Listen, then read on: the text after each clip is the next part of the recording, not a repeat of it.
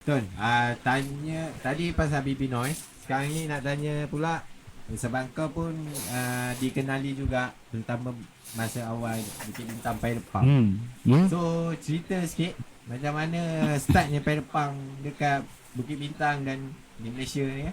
Abang antara Dan- yang terawal tu bawa. Dan apa tu Pairepang? Aku ni sebenarnya punca dia kau. Dia ni sebenarnya punca dia. And dia Abang tanya dia pula. zaman tu zaman MySpace kan. Ha. Dia boleh pergi layan page-page Pairepang ni apa semua. Dia tengok macam best ni kan. Lepas tu dia pun pergi message orang Pairepang tu.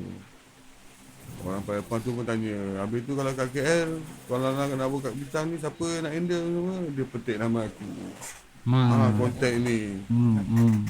Tiba-tiba aku dapat mesej. Hi Anton, semua ni I'm from ni Pairepang USA lah, apalah dia cerita kan. This is your email, Bukit Bintang Pairepang email dengan password MySpace. Dah siap page semua. Dia dah buat dah Bukit Bintang Pairepang ni page. Punya page. Dia dah siap buat.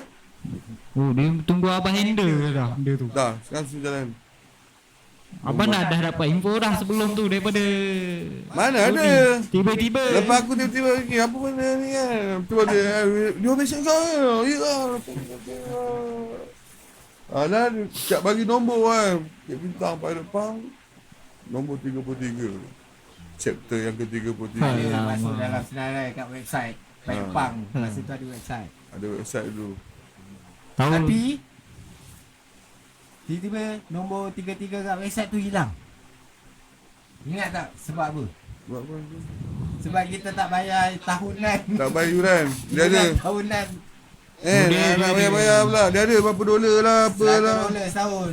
Dia Dia ada pula macam mana kata? yuran. Dia konon nak Kau buat nak compilation $100 setahun tu. Lepas tu sampai sekarang kita tak nampak apa compilation tu. Tak Nasib ada baik buat kita tak apa. bayar. Tu untuk duit tabung worldwide punya ni Worldwide kan. punya ni lah. Black. Lepas tu dia cakap lah kena aktif dalam masa at least dalam 3 bulan tu adalah sekali gig.